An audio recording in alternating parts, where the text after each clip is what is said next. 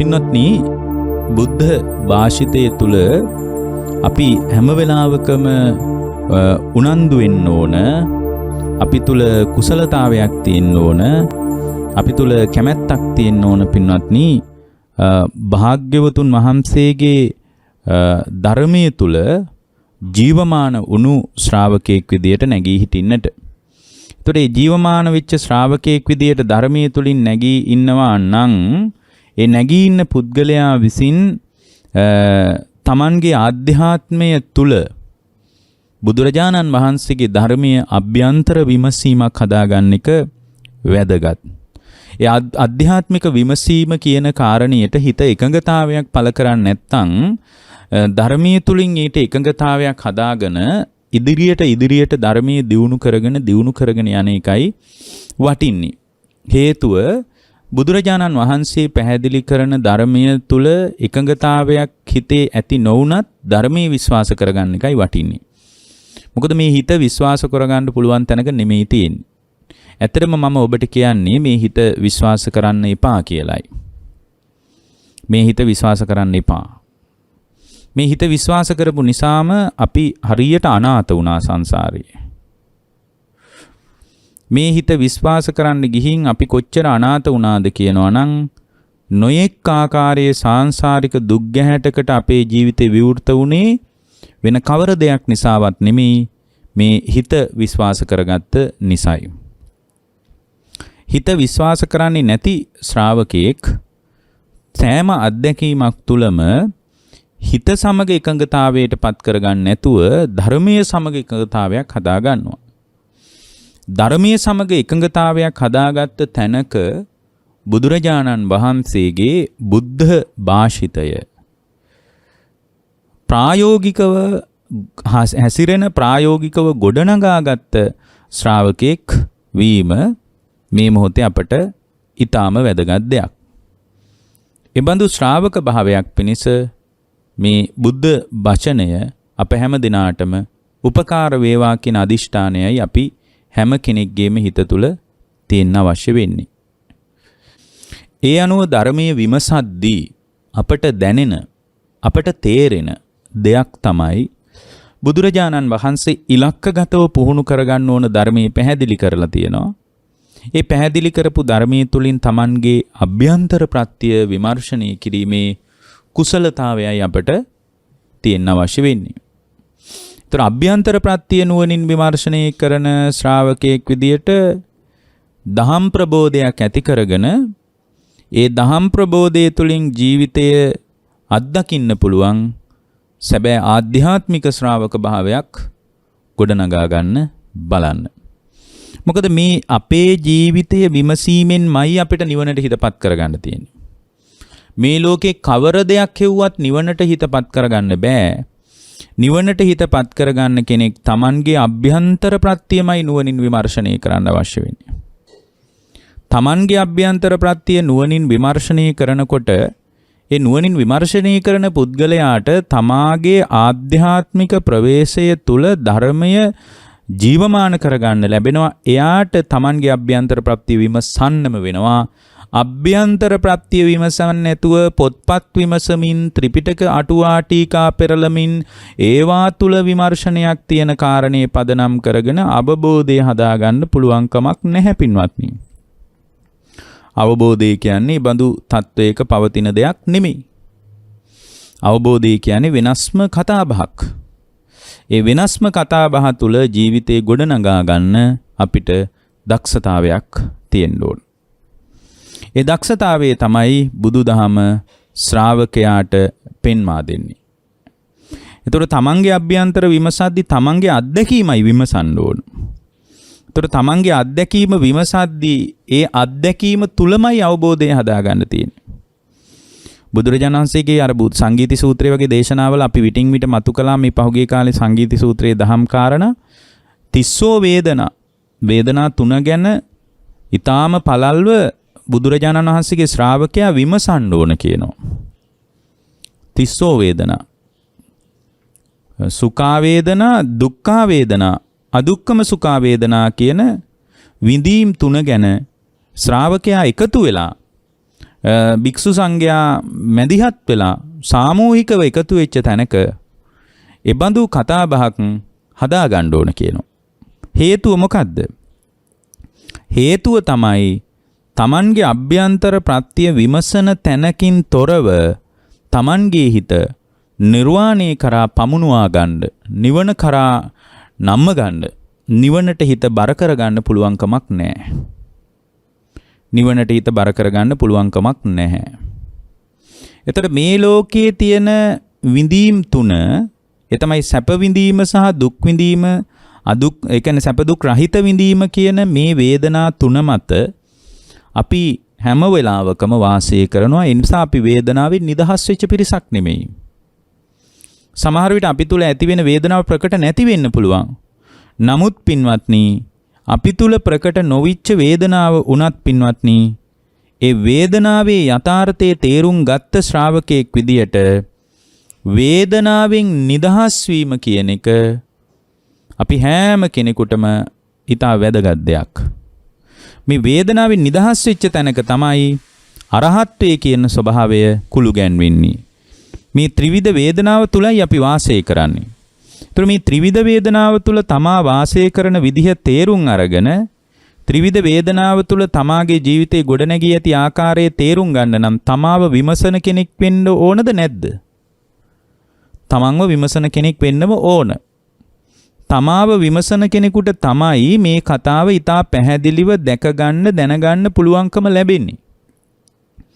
තමාව විමසන්නේ නැති කෙනෙකුට මේ යථාර්ථවාදී කතාව තේරුම් ගන්න පුළුවන්කමක් නැහැ පින්වත්නි. මේ යථාර්ථවාදී කතාව තේරුම් ගන්න ශ්‍රාවකෙක් සුඛ වේදනාවත් දුක් වේදනාවත් අදුක්කම සුඛ වේදනාවත් කියන ත්‍රිවිධ වේදනාව තුල තමාව ගොඩනැගෙන ආකාරය ඊටාම සියුම්ව තේරුම් ගන්න ඕන. ඒ තේරුම් ගැනීම අභිබවා ගිහින් සුඛ වේදනාව හෝ දුක් වේදනාව හෝ අදුක්කම සුඛ වේදනාව ඇති වෙන්නේ කවර කාරණයක් මතද කියන කාරණය ඔස්සේත් විමසන්න පටන් ගන්න ඕන. යම් කෙනෙක් තුල සුඛ වේදනාව ඇති වෙනවා නම් ඒ සුඛ වේදනාව ඇති වෙන්නේ වෙන කවර දෙයක් නිසාවත් නොව සුඛ වේදනාව ඇති වෙන ආකාරයට මානසිකාරය සිද්ධ වෙච්ච නිසා කියලා දැනගන්නවා. ඒ මානසිකාරයේ ඇති වෙච්ච තැනක තමයි ඊට අනුව විඥානයේ ක්‍රියාත්මක වෙලා ඊට අනුව සම්පූර්ණයෙන්ම ස්පර්ශ වෙලා ස්පර්ශයේ ප්‍රත්‍යයෙන් වේදනාව උපදින ආකාරයත් බුදුරජාණන් වහන්සේගේ ශ්‍රාවකයා දැනගන්න ඕන. ඒතර මේ ස්පර්ශය නිසා ඇතිවෙන වේදනාවත් වේදනාව හේතු කරගෙන තවදුරටත් ලෝකයේ තණ්හාවක් හදා ගැනීමත් පදනම් කරගත්ත ලෝකයක ගැට ගැසී ලෝකයක් සමග සම්මිශ්‍රණී වී ලෝකයේ සමග එකඟතාවයක් පළ කරගෙන ඉදිරියට යන ජීවිතයක් තමයි ඔබටත් මටත් අපි හැම කෙනෙකුටම තියෙන්නේ කියන යථාර්ථයේ තේරුම් ගත්ත තැනකින් තමයි අවබෝධය තහවුරු කරගන්න පුළුවන්කම ලැබෙන්නේ. අවබෝධය හදාගන්න පුළුවන්කම ලැබෙන්නේ. පුද්ගලයාගේ අවබෝධය කියන ස්වභාවයේ එබඳු තැනකයි ශ්‍රාවකයන් අතර කරන්නේ. දැන් මේ කතාව හොද්දටම ගැඹුරෙන් තේරුම් ගන්න පුළුවන් හොද්දටම සුඛ වේදනාව ගැන දන්න මිනිස්සෙකුට. ඕලාරික වශයෙන් හොද්දට සැප විඳපු මිනිස්සෙකුට හිතේ මෙන්න මේ ක්‍රියාවලිය වෙන්නේ කියන එක දැනුණාට පස්සේ එයා අභ්‍යන්තර ප්‍රත්‍ය විමසුවොත් ඒකාන්ත වශයෙන් යාගේ හිත නිවනට පත් කරගන්න යාට ඒක උපකාරාර්ථයෙන් වැදගත්. ඒ වගේම හොද්දටම දුක් විඳපු කෙනෙකුට මේ හිතේ ඇතිවෙන මෙන්න මේ විදිහේ නාම ධර්මවල ක්‍රියාත්මක වීමක් තියෙන්නේ කියලා ඒක හොද්දටම ඒත්තු ගැන්නුනොත් ඒක දැනුනොත් පින්වත්නි ඒ දැනිච්ච දවසට එයා නිවනට හිතපත් කරගන්නවා. ඒ නිසා සුඛ වේදනාව කියන එකත් දුක් වේදනාව කියන එකත් නිර්වාණගාමී ප්‍රතිපදාවට ආශිර්වාදයක් කරගන්න පුළුවන් වුණොත් ඒ වේදනාව ඔස්සේ ඇතුලේ පරිස්සමින් විමර්ශනය කරන්න අපිට පුළුවන්. ඒ වේදනාව ඔස්සේ අභ්‍යන්තර ප්‍රත්‍ය නුවණින් විමර්ශනය කරනකොට එයාගේ හිත නිවනටපත් කරගන්න පුළුවන්. ඕකට බොහොම ලස්සන විග්‍රහයක් තියෙනවා. ඔබ දන්නවා ඇති මේ කුණ්ඩලකේසි තෙරණිය. කුණ්ඩලකේසි කියන්නේ බොහොම රජගහ නුවර හිටපු බොහොම ධනවත් පවුලක කෙනෙක්. දැන් බලන්න Tamanගේ අත්දකින්න බරපතල චිත්තා වේගයම තමයි එයා නිවනට හිතපත් කරන්නේ. ඒ නිසා අධික දුක් වේදනාව අත්දකින්නවා නම් මේ ලෝකය නිසා තමාගේ චින්තනමය රටාවේ බරපතල අවුලක් තියෙන කියලා තේරුම් අරගෙන ඇතුලේ ප්‍රත්‍ය විමර්ශනය කරගෙන ගියාම මොකද්ද මේ දුක් වේදනාව හදාගන්න මම ලෝකේ අල්ලගත්තේ කියලා මහ ලැජ්ජාවක් හිතේ ඇති වෙන්නේ. මොකද්ද මේ මගේ හිතේ ඇතිවෙච්ච දුක් වේදනාව නිසා මම මේ පපුවට අත් දෙකෙන් ගහ අඬාගන්නේ ඇයි වැළපෙන්නේ කියලා මේ වේදනාවේ යථාර්ථය අවබෝධ කරනකොට වේදනාව උපදින්නේ හේතුඵල සහිතවයි හේතුන් නිසා ඇතිවෙච්ච ඵල ධර්මයක් වේදනාව හේතු නිරුද්ධ වීමෙන් සියලු වේදනා ඉතිරි නැතුව නිරුද්ධ වී යනවා කියන ගැඹුරු අවබෝධයට එන්න පුළුවන් වුණාට පස්සේ ඒ අවබෝධය තමයි මේ ශ්‍රාවකයා ජීවමාන කරන්නේ විමුක්තිය කරා. දැන් කුණ්ඩලකේසි කියන්නේ රජගහ නුවර හිටපු බොහොම ධනවත්ම පවුලක හිටපු කෙනෙක්. ඉතින් මේ බොහොම හොඳට පරිස්සම් කරපු තරුණියක් ඇත්තටම. බොහොම සිටු පවුලකට සම්බන්ධ බොහොම ධනවත් පවුලක හිටපු බොහොම සැපට හැදිච්ච කෙනෙක්. දවසක් හොරෙක් මම මේක කෙටියෙන් කියන්නේ හොරෙක් මේ මරන්න ගෙනියනවා වදක මාලා දාලා වදක බෙරේ ගහලා ගෙනියනවා. එතකොට අර කුණ්ඩලකේසී කියන තරුණිය නිකමට ජනේලයෙන් බැලුවා එළිය පැත්ත. කවුද දන්නේ අද මරන්න ගෙනියන්නේ කියලා. බලනකොට දැක්කා කඩවසම් තරුණෙක් මරන්න ගෙනියනවා.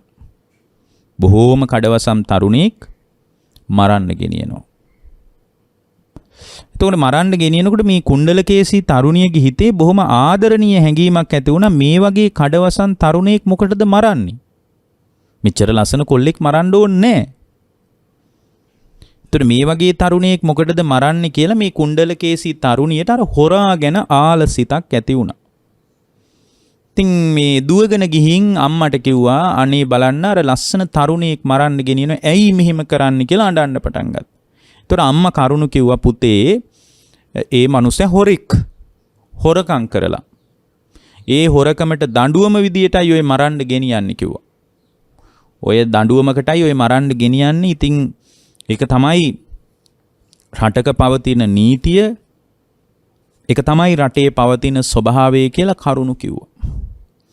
පින්වත්නි එහෙම කරුණු කිව්වට මේ තරුණිය මේ කතාව ඇහුවේ නැහැ. අඬන්න පටන් ගත්තා. අම්මා දැනගත්තා මොකක් හරි හිතේ වෙනසක් වෙලා තියෙනවා.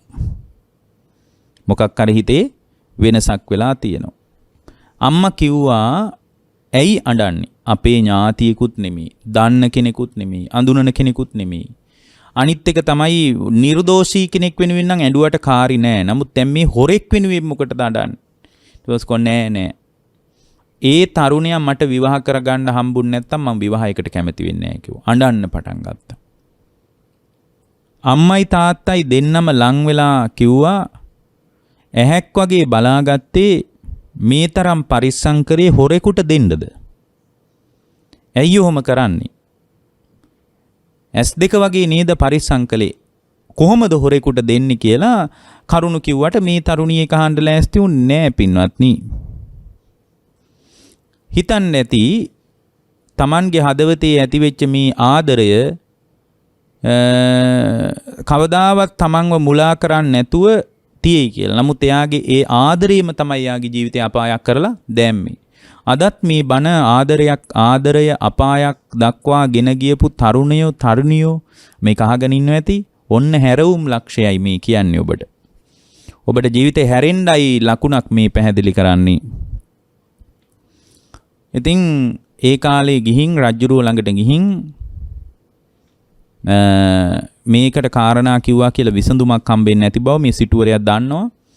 ඒ නිසා හිමීට රාජපුරුෂයෝ ළඟට කිට්ටු වුණා. රාජපුරුෂයා ළඟට කිට්ටු වෙලා කිව්වා මේ මිනිස්සයා ඇත්තටම නිදහස් කරන්න බැරිද? ඊට පස්සේ අර රාජපුරුෂයා කිව්වා මේ ඔයා මොනවද කතා කරන්නේ? මේක රාජකීයණනේ. එහෙම පුළුවන්ද නිදහස් කරන්න? නිදහස් කරොත් අපේ බෙල්ලත් ගහලා යනවා මේ ඔයා මේ විකාර කතා කරන්න එපා කියලා කිව්වා. ඒතර රාජපුරුෂයන් කිව්වා මම කහවණු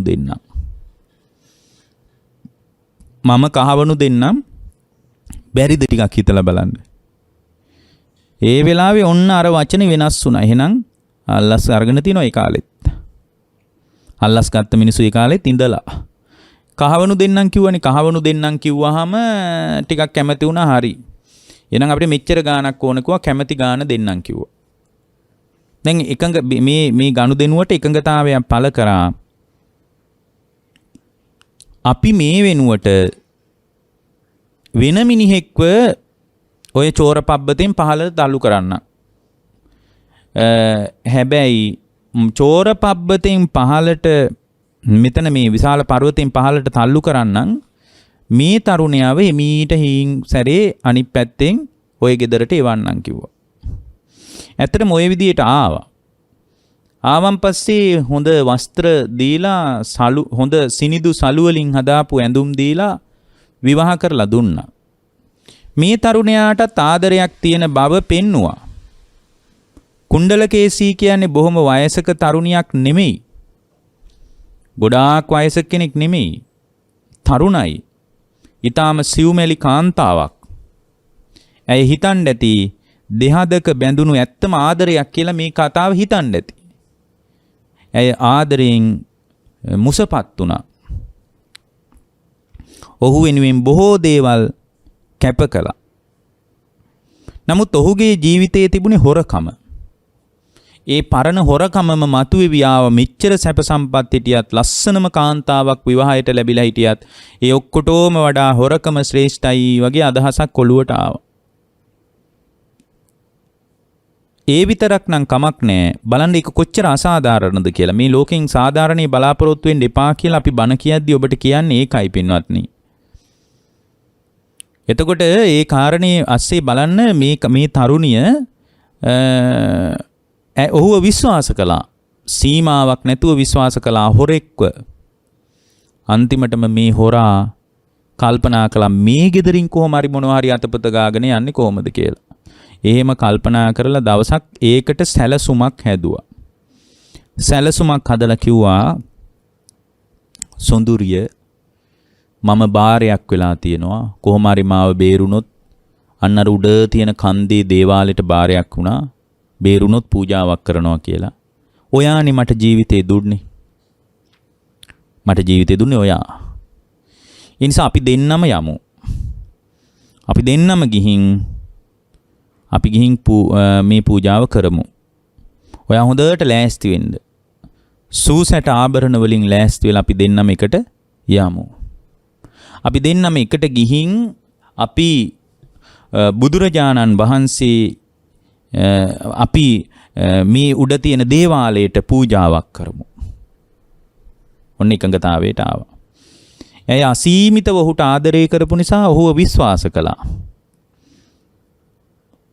කිසිවෙකුවත් නැතුව තනියෙන් රාත්‍රියේ මේ පූජාවට වුන් පිටත් වෙලා ගියා. බලන්න ලෝකෙ කොච්චර අසාධාරණද කියලා.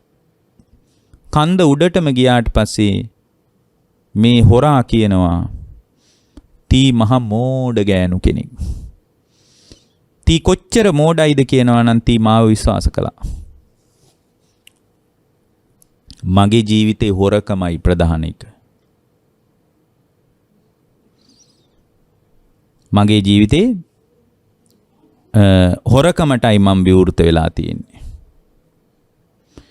ඉතින් ඒ බඳු හොරකමකට ජීවිතේ ගොඩ නැගිච්ච මම අද තී එක් කරගෙන ආවේ තිගේ තියෙන ওই රත්තරන් බඩු ඔක්කොම අරගෙන තී මේ කන්දෙන් පහලට පෙරලලා දාන්නයි. ඒ නිසා තී ඔය ඔක්කොම ආභරණ ටික දැන් ගලවලා තියන්න කිව්වා. එහෙම කියනකොට ඇයගේ හිත කඩා වැටුණා. මේ ලෝකේ මොන්න තරම් අසාධාරණයිද කියලා හිතුණා. අසාධාරණ ලෝකයක නැවතී සිටින බව මතක් වුණා. අසාධාරණ ලෝකයක නැවතී සිටින බව මතක් වෙලා පින්වත්නි ඇයගේ ජීවිතේම කඩා වැටුණා. ඇයගේ ජීවිතේම කඩා වැටුණා. මේ විදියට ඇයගේ ජීවිතේ කඩා වැටුණාන් පස්සේ ඇය ඒ මොහොතේම කල්පනා කළා මෙතනින් කොහොමද බේරෙන්නේ? දැන් මට මේ කන්දෙන් පහළට පනින්නයි වෙන්නේ. හරි කමක් නැහැ. මම මැරෙන්නම්. මම ඔබතුමා ඔබ වෙනුවෙන් ජීවිතේ කැප කරගෙන හිටියේ. මට අන්තිම වතාවට ඔබට ගරු කරන්න දෙන්න කිව්වා. මම මැරෙන්නම් කිව්වා. මම ඔබට එච්චරට ආදරේ මට පුළුවන් ඔබ වෙනුවෙන් මැරෙන්න. ඒ නිසා ඔබ වෙනුවෙන් මට පුළුවන් ජීවිතය අතහැරලා දාන්න. ඒ නිසා මට එක අවස්ථාවක් දෙන්න ඔබට ගරු කරන්න කියලා මේ කාන්තාව උපක්‍රමශීලී වෙලා අර කඩා වැටිච්ච තැනක වුණත් එමීට ඔහුගේ වටේ කැරකෙනකොට ඔහු ඉතින් hina වෙලා මම මෝඩ ගෑනු කෙනෙක් කියලා හිතාන හිටියා. එකපාරම කැරකිලා මේ කාන්තාව අර මිනිස්සයා Tamanගේ වීරිය අරගෙන තල්ලු කරලා දැම්මා. ඉතින් ජීවිතේ කඩා වැටුණා. හොරෙක්ව බේරගත්ත විතරක් නෙමෙයි. ජීවිතයක් දුන්නා, ආදරේ දුන්නා, සියලු සැප සම්පතු දුන්නා. මේ වගේ මිනිහෙක් මට මෙහෙම කරන එක හොඳ නෑ කියලා ඇයි කඩා වැටුණා. කවදාවත් රාත්‍රියක එලිමහනේ හිටපු නැති අය එදා රාත්‍රී එළ වෙනකන් ඒ ගල් තලාවේ වාඩි වෙලා Tamanට වෙච්ච මේ අකරතැබ්බේ ගැන ඇය කල්පනා කළා. ඇයි කල්පනා කළා. අවසානයේ ඇයට උමනා නම් තිබුණා ගෙදර එකම දරුවා. ගෙදරට ගිහින් ආයෙත් ඒ බඳුම ජීවිතයකට විරුද්ධ වෙන්න බැරි කමක් නැහැ. මොන වගේ අඩුවක්ද? රූපයෙන් අඩුවක්ද? ධනයෙන් අඩුවක්ද? බලයෙන් අඩුවක්ද? පිරිසෙන් අඩුවක්ද? කිසිවක් අඩු නැහැ. අපේක්ෂා බංගත්වයටපත් වුණා. ජීවිතය කඩා වැටුණා. ජීවිතේ කඩා වැටුණා. ජීවිතේ කඩා වැටිලා පින්වත්නි ඇය අවසානයේ ගෙදර ගියේ නෑ. ඇය යන එන මං නැතුව පාරට බැස්සේ ගෙදර යන්නේ නෑ කියලා හිතාගෙන. ගෙදර ගියත් ආයෙත් විවාහ වෙලා මේ බඳුම කරුමක්කාර ජීවිතයක් හම්බෙයි කියලා හිතාගෙන ඇයට ජීවිතේ යම්කිසි පසුබෑමක් ඇති වුණා. ඉතින් මේ පසුබෑමත් එක්කම පින්වත්නි ඇය කෙලීම ගෙදර නොයා තාපසාරාමයකට ගියා. ඒ කිට්ටුව තිබ්බ. ඒ තාපසාරාමේ පරිබ්‍රාජකයන්ගේ තාපසාරාමයක්. පරිබ්‍රාජිකාව ගොඩාක් හිටිය අය ඒ පරිබ්‍රාජක ධර්මයේ හොඳට ඉගෙන ගත්තා. පරිබ්‍රාජක ආරාමයේ හොඳට ඒ ධර්ම ඉගෙනගෙන ඇය වාදයට හොඳට දක්ෂ පරිබ්‍රාජිකාවක් වුණා. සියලු සැප සම්පත් අත්හැරලා දාලා පරිබ්‍රාජිකාවක් වුණා. ඇය කොයිතරම් බුද්ධිමත්ද කියනවා නම් ඇය එක්තරා තැනක ජම්බුවත්තක් හිටවලා ජම්බුක පරිබ්‍රාජිකා කියලා ඇය ප්‍රසිද්ධ වුණේ. ජම්බුවත්තක් හිටවල ඒ වාද කරපු විදිහේ ආවාදයේ ආචාර ධර්මයක් වෙන්න ඇති. අයි ජම්බුවත්තක් හිටෙවි කියලා අහන්න එපා. එතකොට ඒ අත්තේ හිටවල කිව්වා මේ පලාතේ කවුරු හරි මාත් එක්ක වාද කරන්න පුළුවන් කෙනෙක් ඉන්නවා නම් එන්න කිව්වා. කවුරු හරි කෙනෙක් වාදයට ඉන්නවා නම් එන්න කිව්වා. මේ විදියට කියනකොට කිසිවෙක් ඉදිරිපත් වුණේ ඇයි බොහොම දක්ෂ වාදයට උපන් හපංකම් තියෙන කෙනෙක්. දවසක් සාරිපුත්තයන් වහන්සේ යන ගමන් උන්වහන්සේ එතනට වැඩම කළා. උන්වහන්සේට කිව්වා ඔබ ශ්‍රමණ ගෞතමයන්ගේ ශ්‍රාවකයෙක් වුණාට මා ඉස්සරහා ඔබ පෙරදුනාම මගේ ශ්‍රාවකයෙක් වෙන්න ඕන. බැරි වෙලා හරි මම පෙරදුනොත් මම ඔබේ ශ්‍රාවකයෙක් වෙනවා කියලා එකඟතාවයකටත් ආවා. සාරිපුත්තයන් වහන්සේ බොහොම නිදහසේ ඉවසා හිටියා. උන්වහන්සේ සමග කතා බහ කළා. කතා බහ කරනකොට ඇයගේ මතේ වැරදි බව ඉල්ලාස් කරගත්තා. ඇය ඇහුවා ඔබ වහන්සේගේ ශාස්ත්‍රූරයා කවුද කියලා. එතකොට බුදුරජාණන් වහන්සේ ළඟ ගැන කිව්වා. ඇය බුදුරජාණන් වහන්සේ ළඟට ගිහින් ප්‍රශ්න ඇහුවා.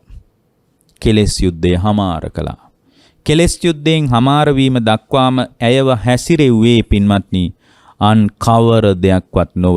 අන් කිසිම දෙයක් නොව පින්වත්නි ඇයව හැසිරෙව්වේ තමාගේම ආධ්‍යාත්මය තුල ඇතිවෙච්ච වේදනාවයි. ඇය තේරුම් ගත් එකම දෙයයි. මා තුල එදා දුක් වේදනාව හටගත්තේ මා තුල ඇතිවෙච්ච බන්ධනයේ ප්‍රමාණයටයි. බැඳෙන තැන්වල දුක පවතින බවත් නොබැඳිච්ච තැන් දුකෙන් නිදහස් වන බවත් ඇය තේරුම් ගත්තා. විටක සුඛ වේදනාව තුලත් විටක දුක් වේදනාව තුලත් විටක අදුක්කම සුඛ වේදනාව තුලත් සත්‍යය දෝලණය වෙන බවත් සත්වයා පුද්ගලයා කියන ස්වභාවය තුල වේදනාවෙන් නිදහස් නොවිච්ච ස්වභාවයක් පවතින බවත් ඇය පරමාර්ථ වශයෙන් අවබෝධ කළා. ඇය දුක නිමා කරගත්තා.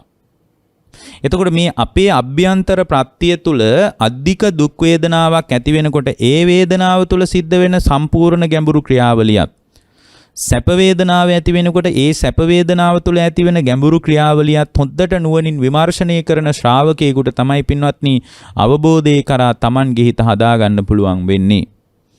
එතනදී බුදුරජාණන් වහන්සේගේ ශ්‍රාවකයන් විදියට නිතර අපි සජ්ජායනා කළ යුතු එකතු වී සංගායනා කළ යුතු දෙයක් තමයි තිස්සෝ දුක්ඛතා.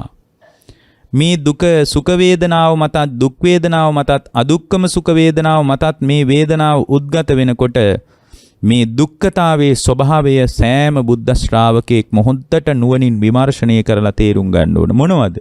දුක්ඛ දුක්ඛතා, සංඛාර දුක්ඛතා, විපරිණාම දුක්ඛතා කියලා දුකේ ස්වභාව තුනක් තියෙනවා. ඒ කියන්නේ දුක්ඛිත භාවයන් තුනක් තියෙනවා.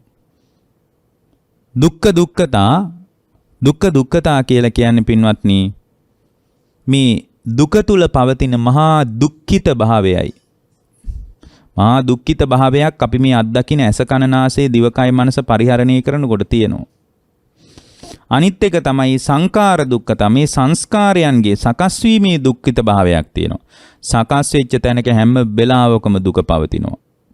මේ ලෝකේ යම් තාක් සකස් වෙලා නම් ඒ සකස් වෙලා සකස් වෙච්ච හැම දෙයක්ම දුකෙන් නිදහස් වෙච්ච එකක් නෙමෙයි. ලෝකේ සංකත අසංකත කියලා දෙපැත්තක් තියෙනවා.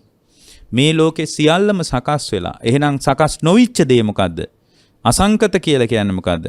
සකස් නොවිච්ච එකම දේ තමයි නිර්වාණය. නිර්වාණයත් සකස් වෙලා නම් නිර්වාණය සකස් වෙච්ච තැනක නිර්වාණයේ දුක තියෙනවා. ඒ නිසා නිර්වාණය අසංකත ධාතුවයි. මේ ලෝකයම සකස් වෙලා තියෙන්නේ. සකස් වෙච්ච ලෝකයකයි අපි ඉන්නේ. එතකොට මේ ලෝකයේ පින්වත්නි දුක තුල දුක්ඛිත භාවයක් තියෙනවා. ඇස කියන්නේ දුකට කියන වචනයක්. ඇසින් අත්දකින්න ලෝකේ පදනම් කරගෙන දුක්ඛිත භාවයකටයි අපි අත්දකින්නේ. මොකද ඇස කියන්නේ දුකට කියනම වචනයක්. ඇස හරහා දුකම උපද්දවල දෙන නිසා ඇස කියන්නේ දුකට කියන වචනයක්. සංඛාර දුක්ඛිත භාවයක් තියෙනවා. සංඛාර දුක්ඛතායකට කියලා කියන්නේ සංස්කාරයන්ගේ දුක්ඛිත භාවයක් තියෙනවා. පින්කලත් දුක්ඛිත භාවයක් තියෙනවා. පව්කලත් දුක්ඛිත භාවයක් තියෙනවා. පව කොහොමද දුකට බරයිනේ? කවර දෙයක් කළත් දුක්ඛිත භාවයක් තියෙනවා. මොකද මේ සංඛාර කියන්නේ සියලු සකස් වෙච්ච දේවල් හේතුන් නිසා හටගත්ත දේවල් නම් ඒ සියල්ල තුල දුක පවතිනවා. සකස් වෙච්ච දේවල් වල. විපරිණාම දුක්ඛතා. මේ ලෝකයේ වෙනස් වීම තුල දුක්ඛිත භාවයක් තියෙනවා. විපරිණාම දුක්ඛතා. මෙන්න මේ විදියට දුකේ ස්වභාවයන් තුනක් පවතින බවත් ඒ දුකේ ස්වභාවයන් තුල Tamanගේ ජීවිතයේ දායාද වීම තුල අපේ ආභ්‍යන්තර ජීවිතයේ අනාථ වන බවත් අපි ඊට නිතර මානසිකාරය කරමින් ඊට විකල්පයක් විදියට තමයි ආර්ය අෂ්ටාංගික මාර්ගයේ පැත්තට ශ්‍රාවකයා පෙළඹිය යුතු වන්නේ පින්වත්නි. එතකොට ඒ බඳු ආකාරයෙන් දුක පිළිබඳ අවබෝධ කරනකොට යා ශ්‍රද්ධාව කියන ස්වභාවයේ මත දායාද වෙනකොට පින්වත්නි එයාගේ ජීවිතය තුළ සම්පූර්ණයෙන්ම ආධ්‍යාත්මික වශයෙන් අතීතවා අද්ධානං ආරම්භ සංකිත විචිකිච්ඡති නාදි මුච්ඡති න සම්පසීදති.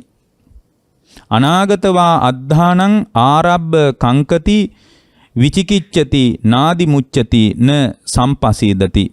ඒතරහිචවා පච්චුප්පන්නං අද්ධානං ආරම්භ කංකති විචිකිච්ඡති නාදි මුච්ඡති න සම්පසීදති. එබඳු ජීවිතයක් තියෙනකොට පින්වත්නි එයාගේ ජීවිතය තුළ මහා ඍජු පිළිවෙතකට බැහැ ගන්නවා. මොකද තමාගේ අභ්‍යන්තර ප්‍රත්‍ය විමසීමෙන් අභ්‍යන්තර ඇතිවෙන වේදනාවක් දැනගෙන අපි අර මුලින් කිව්වේ වේදනාවක් දැනගෙන වේදනාව උපද්දවලා දෙන තණ්හාවේ ස්වභාවයක් දැනගෙන වේදනාවේ ස්වභාවයේ තේරුම් අරගෙන තණ්හාව ඇති වෙනකොට තණ්හාව නිසා උපාදානය වෙන මේ ක්‍රියාවලියම තේරුම් අරගෙන වේදනාවෙනුත් පිටිපස්සට විමසලයි තියෙන්නේ. මේ ඇති වෙන සැප වේදනාව තුල ආස්වාද ජනක බවක් තිබුණට දුක් වේදනාව තුල මහ විඩාබර වෙහෙසකර භාවයක් හැඬීම් වැළපීම් සහිත භාවයක් තිබුණට මේවත් නිකම් ඇති වෙනව නෙමෙයි. මේවා ඇති වෙන ස්පර්ශය නිසා ස්පර්ශය නිරුද්ධ වෙනකොට වේදනාව නිරුද්ධයි කියලා පිටිපස්සටත් බලනකොට මේ කතාව මතු කරපු බුදුරජාණන් වහන්සේ පිළිබඳ සීමා රහිත සද්ධාාවක් උපදිනවා. තීමා රහිත සද්ධාාවක් උපදිනවා. එතකොට යාගේ ජීවිතය තුළ අතීතේ හිටියද නැද්ද ඉන්නවද නැද්ද අනාගතයට ඉඳීද නැද්ද මොකක්වත් සැකයක් උපදින්නේ. පින්වත්නි එයාගේ සැක සම්පූර්ණයෙන්ම ත්‍රිකාලීන සැකය දුර වෙලා යනවා. තිස්සෝ සංකා කියන්නේ සැකය කියන එක. ත්‍රිවිධාකාරයේ සැකයක් දුර වෙලා වෙනවා. මොකද්ද? අතීතං වාද්ධානං ආරබ්බ කංකති විචිකිච්ඡති නාදි මුච්ඡති න සම්පසීදති. අතීත කාලයේ අරඹයා සැක කරන ගතියක් විචිකිච්ඡාවක් තිබ්බනම් ඒකට බැහැගන්නෙත් නෑ, පහදින්නෙත් නෑ. එයාගේ හිත අතීතය අනුව ගිහින් අතීතේ මම හිටියද නැද්ද, ඉන්නවද, මේ අතීතේ හිටියනම් කොහෙද හිටියේ, කිසිම සැකයක් උපදින්නේ නැහැ. මේවා නිසා දෘෂ්ටිගත වෙන්නේ පුද්ගලයා. ඒ නිසා මෙයාගේ හිත අතීත සංකාර අනුව දුවන්නේත් නැහැ. ඊළඟට පින්වත්නි, අනාගත කාලයේ අරඹයා අනාගතං වාද්ධානං ආරබ්බ කංකති විචිකිච්ඡති නාදි මුච්ඡති න සම්පසීදති. අනාගත කාලයේ අරඹයත් සැක කරන ගතියක්, විචිකිච්ඡා කරන ගතියක්, අනාගතයට බැස ගන්න ගතියක්, පහදින ගතියක් එයා තුල පවතින්නෙත් නැහැ. අනාගතේ ඉන්නවද නැද්ද, ඉන්නවනම් කොහේ යයිද, ඔය මොකක්වත් වැදගත් නැහැ. ඕවා හිතන්න ගියාට පස්සේ තමයි කොහොමාරි පින් කරන්න ඕන, සුගතියකට හරි යන්න ඕන කී ඔක්කොම හදලාගන්නේ. ඔය ඔක්කොම අල්ලගත්ත තැනක නිවන කියන ස්වභාවයේ කුළු ගැන්වෙන්නේ නැහැ පින්වත්නි. ඊළඟට බුදුරජාණන් වහන්සේ අපට පැහැදිලි කරනවා, ඒ වගේම යම් ශ්‍රාවකයෙක් තුල ඒතරහිවා පච්චුප්පන්නං අද්දානං ආරබ්බං කංකති විචිකිච්ඡති නාදි මුච්ඡති න සම්පසීදති. වර්තමානයේ අත්දකින අත්දැකීම තුල ඒක වර්තමානයේ මේ මොහොතේ දැනෙන හැඟෙන දේවල් තුල සැකේකුත් නැහැ. සැකයක් නැහැ කියන්නේ අද දන්නවා පටිච්ච සමුප්පන්නවමයි ඇති වෙන්නේ. ඒ වගේන කිසිදු සැකයක් උපදින්නේ නැහැ. මේ අත්දකින්න සියලු දේවල් හේතුන් නිසා උද්ගත වෙච්ච ඵල ධර්මයක් විනා කවර දෙයක්වත් නෙමෙයි. හේතු නිරුද්ධ වීමෙන් නිරුද්ධ වී යන ස්වභාවයට අයිති දෙයක් කියලා වර්තමාන අත්දැකීම් ටිකක් දන්නවා. ඒ වර්තමාන අත්දැකීම් ටික දන්නකොට වර්තමාන ලෝකයේ කෙරෙහි මේ පුද්ගලයා තුළ බැස ගැනීමක්, පැහැදීමක්, ඒවා ඉලක්ක කරගෙන ප්‍රසාද ජනක භාවයක් ඒ පුද්ගලයාගේ හිත තුළ උද්ගත වෙන්නේ නැහැ පින්වත්නි. ඒ බඳු ස්වභාවයක් උද්ගත වෙන්නේ නැති නිසා වර්තමානයේ යාගේ හිත නිදහස්, නිවහල් භාවයක් උපදිනවා. ඒ නිවහල් භාවයේ තුල තමයි හිත විදර්ශනා කළ යුත්තේ. අර රොඩු ඔක්කොම තියාගෙන ජීවිතේ විදර්ශනා කරනවා කියලා කවුරු හරි කෙනෙක් කියනවා නම් එයාට ඒ ස්වභාවය තුල විදර්ශනා කරගන්න පුළුවන් කමක් නැහැ පින්වත්නි. එතකොට මෙබඳු අතීත සංකාර අනුවත් සැකයක් ඇති නොවන විදියට, අනාගත සංකාර පිළිබඳවත් සැකයක් ඇති නොවන විදියට වර්තමාන අත්දැකීම් ටිකත් ඇති වෙලා නැති වෙලා යන හුදු සංස්කාර ටිකක් විතරයි කියලා දැනගන්න තැනට Tamange හිත හදා ගන්නකොට එබඳු කතාවක් කියපු බුදුරජාණන් වහන්සේ ගැනයි පහදින්නේ. ඒකයි මේ ධර්මයේ තුලම තවදුරටත් ඉන්ද්‍රිය ධර්ම, බල ධර්මම දියුණු වෙන්නේ. තීනි තථාගතස්ස ආරක්කේය පරිසුද්ධ කාය සමාචාරෝ ආවුසෝ තථාගතෝ නත්ති තථාගතෝ කාය දුච්චරිතං තථාගතෝ රක්කේය මාමේ ඉදං පරෝ අඤ්ඤාසි. තථාගතයන් වහන්සේ නොරැක්ක යුතු කරුණු තුනක් තියෙනවා. මොනවද? තථාගතයන් වහන්සේ පිරිසුදු කායික හැසිරීම වලින් යුතුයසේක. තථාගතයන් වහන්සේ මගේ මේ කායික හැසිරීම වෙනත් අයෙකු නොදනීවායි යමක් රකී නම් එබඳු කාය දුස්චරිතයක තථාගතයන් වහන්සේ නැත. ඔහෙමයි පහදින්නේ. තථාගතයන් වහන්සේ දුස්චරිතය තථාගතයන් වහන්සේට පින්වත්නි කාය දුස්චරිතයක් නැහැ. තථාගතයන් වහන්සේ කායික වාචසික හැසිරීම වලින් සුචරිතවාදී වනසේක. තථාගතයන් වහන්සේ මගේ මේ වාචසික හැසිරීම වෙනත් අයෙක් නම් දකින්න එපා කියලා රැකගෙන ඉන්න ගතියක් නැහැ. පුදුම නිවහල් භාවයක්. ඒ අවබෝධයට පත්වෙච්ච කෙනාගේ චින්තනයයි මේ කියන්නේ. බුදුරජාණන් වහන්සේගේ ස්වභාවයම නෙමෙයි. අර විදියට පටිච්ච සමුප්පන්නව ජීවිතේ විවෘත වෙනකොට ඒ පටිච්ච සමුප්පන්නව විවෘත වෙච්ච කෙනාගේ පින්වත්නි කෙලෙස් සම්පූර්ණයෙන් නිරුද්ධ වෙලා යනවා. කවර කෙලෙක්ද?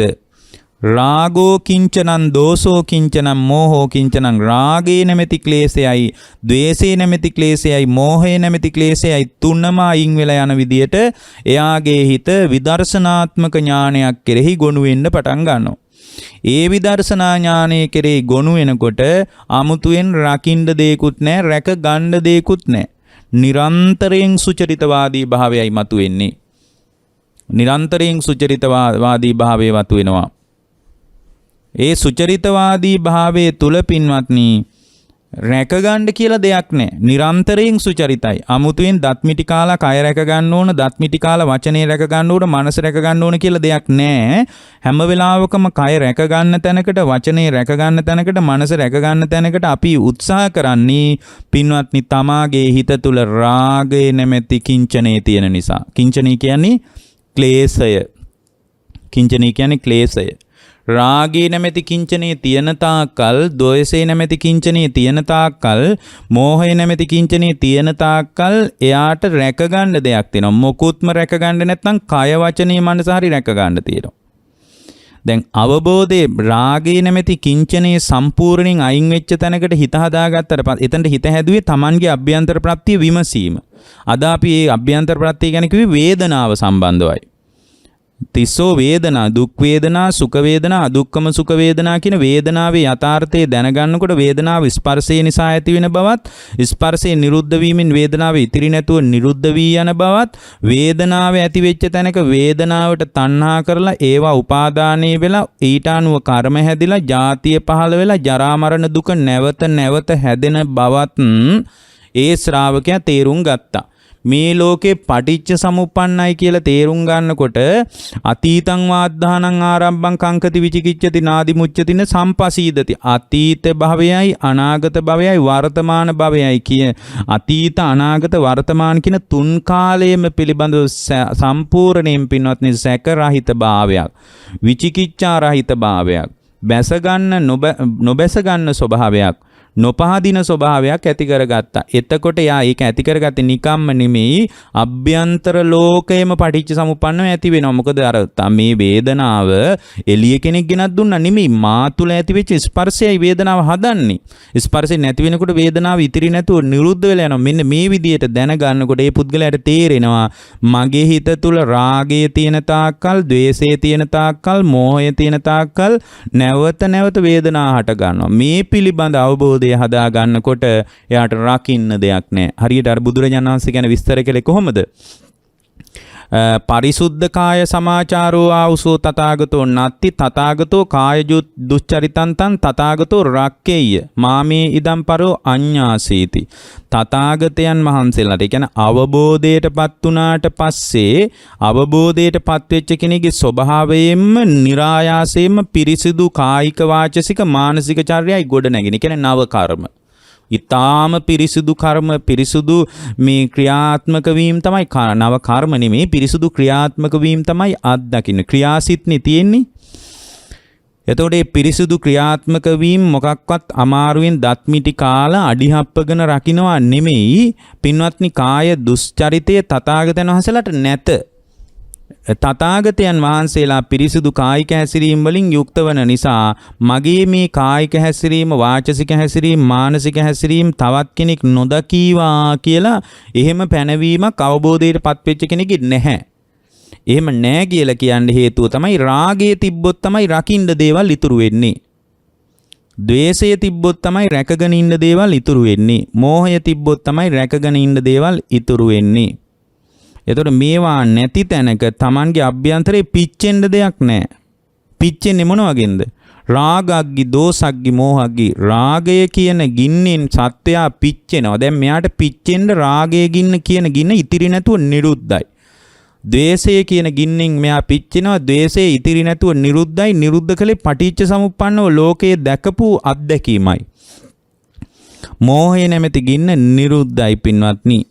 එතකොට එයාගේ ජීවිතය තුළ සම්පූර්ණයෙන්ම ආධ්‍යාත්මික ලෝකයේ තුළ, එයාගේ ආධ්‍යාත්මික ප්‍රවේශය තුළ විශාල රැකවරණයක් තියෙනවා. එතකොට මේ රැකවරණය තුළ පින්වත්නි, එයා තුළ තව දුරටත් සංකාර හදෙන ගතියක් නැහැ. මොනවද සංකාර? පුඤ්ඤාභි සංකාර, අපුඤ්ඤාභි සංකාර, ආනිඤ්ඤාභි සංකාර කියන සංස්කාරයන්ට යාගේ හිත විවෘත වීමක් අත්දකින්න ලැබෙන්නේ නැහැ. එතකොට ඒ සංකාරයන් අත්දකින්න ලැබෙන්නේ නැති නිසාම සංස්කාර පච්චයා විඥානං කියන සංකාර ප්‍රත්‍යයෙන්ම විඥානයේ පිහිටනවා, විඥානයේ පහළ වෙනවා කියන එක ඒ බඳු ස්වභාවයක පවතින කෙනෙකුට පැනවීමක් නැහැ පින්වත්නි. ඒ බඳු පැනවීමක් අත්දකින්න ලැබෙන්නේ නැහැ. එතකොට ඒ බඳු தත්ත්වයට පත් නොවන කෙනා නිරන්තරයෙන් තමන්ගේ ඇතුල් පැත්තේම හිත පිහිටුවාගෙන අභ්‍යන්තර ප්‍රත්‍යයම බොහොම නිදහසේ විමර්ශනය කරමින්, නිදහසේ අත්දකිමින් ඒ ශ්‍රාවකයා තමන්ගේ ජීවිතය නිකම්ම ගෙවලා දානවා. ඒතර මේ ගෙවලා දාන ශ්‍රාවකයෙකුට වැදගත්ම දෙයක් තමයි පින්වත්නි තමා තුළ අත්දැකපු මේ පටිච්ච සමුප්පන්න කුසලතාවය තමන්ගෙම හිතින් ප්‍රත්‍යක්ෂ කරගන්න එක. ඒ පටිච්ච සමුප්පන්න න්‍යාය ධාතු කුසලතාවය ධර්මයේ තුලින් දැනගත් එක තමන්ගෙම හිත තුල ප්‍රත්‍යක්ෂ කරගන්න එක. ආයතන කුසලතාවයේ නිවන් අවබෝධ කරන කෙනෙකුට වැදගත් මේ ආයතනයන්ගේ ක්‍රියාත්මක වීම තමන්ගේම හිත තුලින් දැනගන්න එකයි දැන් කළ යුතු වන්නේ. එතකොට ඒ බඳු දැන ගැනීමක් ඇති වෙනකොට පින්වත්නි ඒ පුද්ගලයා තුල සම්පූර්ණයෙන්ම තමන්ගේ හිත තුලින් මේ යථාර්ථය දැනගත්තට පස්සේ තමා තුල මේ ස්වභාවය ස්ථාවර වෙනවා. ඒ ස්ථාවර කර ගැනීම පින්වත්නි සම්පූර්ණයෙන්ම තමන්ගේ ආධ්‍යාත්මය තුලින් ගොඩනගා ගන්න ඕන එකක්. ඒක කාටවත් කරලා දෙන්න පුළුවන් කමක් නැහැ. ඔය සප්ත බොජ්ජංගාදී ධර්ම වලින් ඒක තමන්ගෙම හිතෙන් දැනගෙන හිතෙන් නිදහස් වීම පිණිසයි බොජ්ජංග ධර්ම ක්‍රමානුකූලව කියලා තියෙන්නේ. මුලින්ම සති සම්බොජ්ජංගය දියුණු කරගෙන බොහෝම සිහිනුවන හදාගෙන තමන් දැනගත්ත මේ පටිච්ච සමුප්පන්න කුසලතාවයේ ආයතන කුසලතාවයේ ධාතු කුසලතාවයේ ඨානාඨාන කුසලතාවය තමන්ගේම ජීවිතෙන් දැකපු තමන්ගේම ජීවිතෙන් අහලා යම්තාක් මේ පටිච්ච සමුපාදයේ තේරුම් ගත්තට ඒ තේරුම් ගැනීමේ ගැඹුරු අර්ථය ස්ථාවර වෙන්නේ අරහත්වයේදී. මොකද මේ පටිච්ච සමුපාදය ඉච්චර ගැඹුරුයි. මේක ක්ෂණයක් ගානේ ඇති වෙන ක්‍රියාවලිය තමන්ගෙම හිතින් දැක ගන්න නැතුව මේ ටික කටපාඩම් කරගත්තා කියලා මොකක්වත් වෙන්නේ නැහැ. මොකද මේ ටික කටපාඩම් කරගෙන ලංකාවේ ඕන තරම් හාමුදුරුවෝ ඉන්නවා. අපි ඔක්කොම කටපාඩම් කරගත්ත අය මේ කටපාඩම තුල නිවීම අත්දකින්නවා නම් ලංකාවේ ඉන්න සියලුම භික්ෂුන් වහන්සේලායි ලංකාවේ ඉන්න මහාචාර්යවරුයි බෞද්ධ අධ්‍යයනයේ දන්න අයයි ඔක්කොම ටික රහත් වෙලා ඉන්න ඕනේ. එහෙම කවුරුවත් රහත් වෙන්නේ නැත්තේ ඒකට ප්‍රධාන හේතුවක් තමයි මේ පටිච්ච සමුප්පන්න කුසලතාවය කියන එක කටපාඩම් කිරීම මත නොව ආයතන කුසලතාවයේ ධාතු කුසලතාවයේ කටපාඩම් කර ගැනීම තුල නොව තමන්ගේම හදවතින් දැකින තැනකයි මේ කතාව තමන්ගේම හදවතින් දැක ගන්න පුළුවන් තැනකයි පින්වත්නි සම්පූර්ණයෙන් හිත සංකාරයන්ගෙන් හිත නිදහස් වෙන්නේ. සංකාරයන්ගෙන් හිත නිදහස් වෙන්නේ. එතකොට මේ සංකාරයන්ගෙන් හිත නිදහස් කරගන්න තියෙනවා නම් මේ කියන කතාව තමන්ගෙම හිතින් දකින්න ඕන. ඒ හිතින් දකින්න තමයි සමත විපස්සනා වශයෙන් වැඩිමක් බුදුදහම යෝජනා කරන්නේ. සමත විපස්සනා වශයෙන් වැඩිමක් බුදුරජාණන් වහන්සේ යෝජනා කරන්නේ අන්‍ය කවර දෙයකටවත් නෙමෙයි සමත විපස්සනා වශයෙන් වඩන ශ්‍රාවකයෙකුට තමයි පින්වත්නි නිර්වාණය ප්‍රතිවේද කරගන්න පුළුවන් වෙන්නේ. මොකද මේ කතාව තමන්ගෙම හිතින් දැක්කහමයි හිත තුල ස්ථාවර භාවයක් ඇති වෙන්නේ. දැන් මේ ගොඩනගාගත්ත බණ අහලා පොත් කියවලා තමන්ගේ තර්ක ඥාණයෙන් ගොඩනගාගත්ත දේ මේක මෙහෙම විය හැකි කියන අනුමාන ඥාණය ප්‍රත්‍යක්ෂ වෙච්ච දවසට තමයි අරහත්ත්වය ප්‍රතිවේද කරගන්නට ලැබෙන්නේ පින්වත්නි. එතකොට මේ අරහත්ත්වය ප්‍රතිවේද කරගන්නවා නම් පින්වත්නි ඒකාන්ත වශයෙන්ම එයා තුල සමත විපස්සනා වශයෙන් මේ දැනගත්ත ධාතු කුසලතාවය හෝ ආයතන කුසලතාවය හෝ පටිච්ච සමුප්පාද කුසලතාවය මේකෙන් ඔබට කෝක තේරෙනවද ප්‍රකට වෙනවද කියලා දන්නේ නැහැ. ඒක ඔබ තීරණය කරගන්න. මේ එක්තරා කුසලතාවයක් ඊටා හොඳින් විමර්ශනය කරන්න ඕන. එහෙම විමර්ශනය කරන්න මේ එකපාර භාවනාවෙන් වාඩි වෙලා බෑ. ඒකට සූදානම තමයි සමතානුග්‍රහිත කියන ස්වභාවයෙන් විස්තර කරන්නේ. ඔය මොකක් හරි කමක් නැහැ. අනුස්සති භාවනාවක් පුහුණු කරලා එක්ක ආනාපාන සතියම හරි පුහුණු කරලා හොඳට හිත එකඟ කරගෙන හිත හදාගත්ත තැනක තමයි අභ්‍යන්තර ප්‍රත්‍ය නුවණින් විමර්ශනය කරන්න වෙන්නේ. අභ්‍යන්තර ප්‍රත්‍ය නුවණින් විමර්ශනය කරනකොට ඒ අභ්‍යන්තර ප්‍රත්‍ය නුවණින් විමසන තැනක තමයි අරහත්ත්වය Tamanට ප්‍රතිවේද කරගන්න හම්බ වෙන්නේ. ඒතර අභ්‍යන්තර ප්‍රත්‍ය නිකන් කතාන්දරයට හිතින් නිකන් කල්පනා කරලා විමසීම ප්‍රමාණවත් නෑ. හැබැයි ප්‍රඥාවේ හැටියට ඒකත් වෙනස් වෙන්න පුළුවන්. නමුත් අදනම් කෙනෙක් ස්ථීර වශයෙන් ගැඹුරු හිත සමාධියකට පත් කරගෙන ඒ සමාධිමත් සිත තුලින් මේ පටිච්ච සමුප්පාදය අනුලෝම ප්‍රතිලෝම වශයෙන් ධාතු කුසලතාවය අනුලෝම ප්‍රතිලෝම වශයෙන් විමසන්න ඕන. ආයතන කුසලතාවයේ උඩට පහළට බලන්න ඕන ඇති වෙන ක්‍රියාවලිය. ඒ හිත විසංකාරගත වෙච්ච තැනක සංකාරයන් හිතට ගලන්නේ නැති තැනක මේ කතාව යම් කෙනෙක් හොඳින් කල්පනා කරනකොට ඒ කල්පනාව තුළ තමන්ගේම හිතට තමන්ගේම මේ පටිච්ච සමුප්පන්නව ඇති වෙන ක්‍රියාවලිය ඉර පායලා ඇති වෙලාවක යමක් දැක ගන්නවා වගේ බොහොම පැහැදිලි ලෙස දැනගන්න පුළුවන් පින්වත්නි. පැහැදිලි ලෙස දැනගන්න පුළුවන්. ඒ පැහැදිලි ලෙස දැනගන්නකොට පින්වත්නි එයා තුල සම්පූර්ණයෙන්ම ශික්ෂාව සම්පූර්ණ වෙනවා. බුදුදහම කතා කරන ශික්ෂාව මොකද්ද? තිස්සෝ සික්ඛා ශික්ෂාව තෙවැදෑරුම් විදියටයි ධර්මයේ පෙන්වන්නේ. අදි සීල සික්ඛා, අදි චිත්ත සික්ඛා, අදි පඤ්ඤා සික්ඛා. ඔන්න පිරිපුන් ප්‍රඥාවට මෙහිතපත් කර ගන්නවා. හික්මෙන්න ඕන තැන් අදි සීලයෙන් හික්මෙනවා. මුලින්ම මේ බණ ටික අහලා තමා තුළ සංයමයක් හදාගෙන ඉන්ද්‍රිය සංවරය හදාගෙන බොහෝම සංවර වෙච්ච ශ්‍රාවකයෙක් විදියට ආචාර ගෝචර පැවතුම් ඇතුව අනුමාත්‍ර වරදෙහි බය දැකලා බොහෝම සංයමයක් හදා ගන්නවා. අදි සීල සික්ඛා. ඊට පස්සේ අදි චිත්ත ශික්ෂා.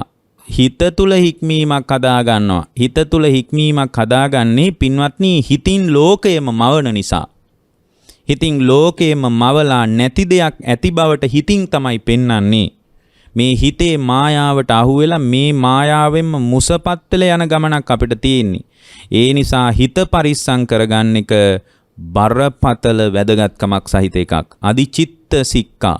අදිචිත්ත සික්ඛා කියලා කියන්නේ හිත නීවරණයන්ට ගොඩනැගෙන්න දෙන්නේ නැතුව පරිස්සම් කරගන්නවා. අදිචිත්ත ශික්ෂාවට උදව් කරන්නේ සම්මා සතිය. මොකද සම්මා සතිය කරන ප්‍රධාන වැඩක් තමයි ඔබ දන්නවා තවදුරටත් කාමච්ඡන්දය ඇති නොවන විදියට හිත ප්‍රවේශම් කරලා දෙනවා. තවදුරටත් ව්‍යාපාදය ඇති නොවන විදියට හිත පරිස්සම් කරලා දෙනවා. තවදුරටත් පින්වත්නි තීන මිද්දෙන් හිත බැටකන් නැති විදියට උද්‍යෝගිමත් ශ්‍රාවකයෙක් විදියට හිත නිවන් මාර්ගයේ පැත්තට බර කරගන්න උදව් කරලා දෙනවා සම්මා සතිය. අදි චිත්ත ශික්ෂාවට උදව් කරන්නේ සම්මා සතිය විසින්. එතකොට අදිචිත්ත ශික්ෂාව තුළ තමන් තුළින්ම මේ පටිච්ච සමුප්පාදය ධාතු කුසලතාවයේ පිළිබඳ හොද්දට විමසන්න පටන්. එතකොට තේරෙනවා අහගත්ත දෙයට වඩා දෙයක්. මේ හාමුදුරුවරු කියන එක බුදුරජාණන් වහන්සේ අපට වදාළ දේ මගෙත් මේ විදියටම සිද්ධ වෙන ක්‍රියාවලියක් මගේ ඇතුලේ සිද්ධ වෙනව නේද? මන් තුල විඳීමක් හට ගන්නකොට මේ වේදනාවත් නිකම්ම නෙමෙයි ඇති උනේ. ඇසින් දැකපු රූපය නිසාම නේද මන් තුල දුක් වේදනාවක් ඇති උනේ. මේ රූපේ අද දැක්කෙත් නැත්තම් මෙහෙම කතාවක් ඇහුවෙත් නැත්තම් මට අද කඳුළු වෙන්නෙත් නෑ නේද? සමහර විට අපි හිතමු කෙනෙක් මැරුණා කියලා. නමුත් මැරුණු බව දන්නේ නෑ. එයා හොඳට කාලා බීලා ඉන්නවා. එයා මැරිලා මේ වෙනකොට. එහෙනම් ඒ සංසිද්ධිය සිද්ධ වෙලාද නැද්ද? ඒ එකම සංසිද්ධිය සිද්ධ වෙලා. නමුත් එයා අඬන්න එපාය. මැරෙන එක නම් ප්‍රශ්නය. මැරිච්ච වෙලාවෙ මෙයා අඬන්න ඕනද නැද්ද? අඬන්න ඕන. නමුත් එයා කාලා බීලා බොහොම සනීපෙට ඉන්නවා. එයාට දුරකථන ඇමතුමක් එනවා. ඇමතුම ඇවිල්ලා කියනවා මෙන්න මේ අහවලා උදේ මලා. දැන් හවස තමයි දුරකථන ඇමතුම එන්නේ. ඔයාගේ මෙන්න මේ අහවල් ඥාතිවරයා මැරුණා කියලා හවස ඇමතුම එනකොට ඔන්න අඬන්න පටන් ගන්නවා. මරණය කියන සංසිද්ධිය නිසාද දැන් මේ අඬන්නේ? මරණය සම්බන්ධ කණයි ශබ්දයයි සෝත විඥානය තුන එක තුල ස්පර්ශ වෙච්ච නිසාද අඬන්නේ. මරණය කියන සංසිද්ධිය දැනගත්තේ නැත්නම් ඇඬීම් වැළපීම් නැහැ. අහගත්ත දැනගත්ත දැකගත්ත හිතිච්ච දේවල් නිසා තමයි මේ වේදනාව ජනිත වෙන්නේ. මා තුලත් මේ කතාවම නේද සිද්ධ වෙමින් පවතින්නේ කියලා අදිචිත්තය තුලින් Tamanගේ හිත තුලින්ම දකිනවා. හිත තුලින් සමත විපස්සනා වශයෙන් දකිනවා. දකින්නකොට පින්වත්නි අදි පඤ්ඤා ශික්ෂා ප්‍රඥාවෙන්ම මේ කතාව ගැඹුරින් තේරුම් ගන්නවා. මේක ලෝකේ කිසිම තැනක ප්‍රශ්නයක් නොව. ලෝකේ මෙබඳු අර්බුද කිසිවක් නැහැ. මමම හිතින් මේ අර්බුදේ හදාගෙනයි තියෙන්නේ.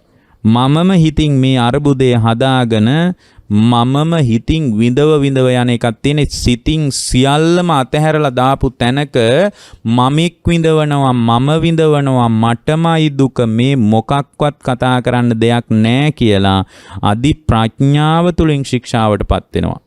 අදි ප්‍රඥාව තුළින් ශික්ෂාවට පත් වෙනකොට මුළු විශ්ව ධාතුවම අතහැරලා දාලා පින්වත්නි හිතේ නිදහස් භාවයට පත් වෙන්න පුළුවන්. මේකම තමයි ආර්ය අෂ්ටාංගික මාර්ගය කියලා කතා කරන්නේ. අදි සීල සික්ඛා, අදි චිත්ත සික්ඛා, අදි පඤ්ඤා ශික්ෂා.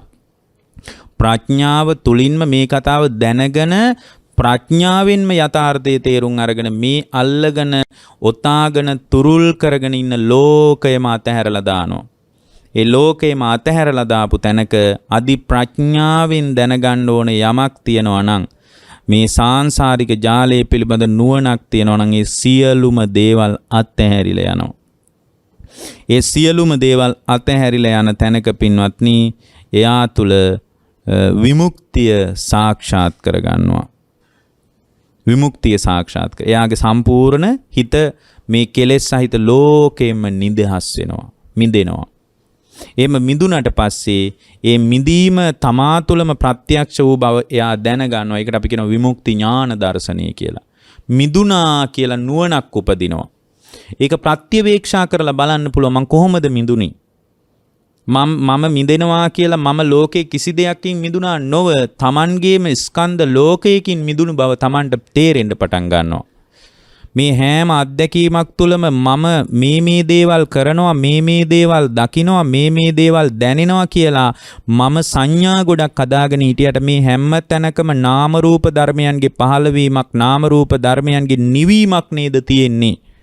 මේ ටිකට මම ඝන සංඥාවලින් වචන දාලා වචන පරිහරණය කර හිටියට මොකක්ද මේකේ ගන්න තියෙන්නේ? හුදු නාම රූප ධර්මයන් ටිකක් විතරයි කියලා ප්‍රඥාවෙන් දැනගන්නකොට මුළු විශ්ව ධාතුවම නාම රූප ධර්ම ටිකක් විදියට විතරක් පේනවා. නාම රූප ධර්ම ටිකක් විදියට විතරක් පේනකොට එයාගේ හිත බලාගෙන ඉද්දී අතහැරිලා යනවා. ඒ බඳු අතහැරීමක් සහිත ශ්‍රාවක භාවයකට අද මේ උතුම් බුද්ධ දේශනාව උපකාර වේවා කියලා අපි අදිෂ්ඨාන කරනවා. දේශනාව නිමා කරනවා. ඔබ හැම දිනාටම තෙරුවන් සරණයි.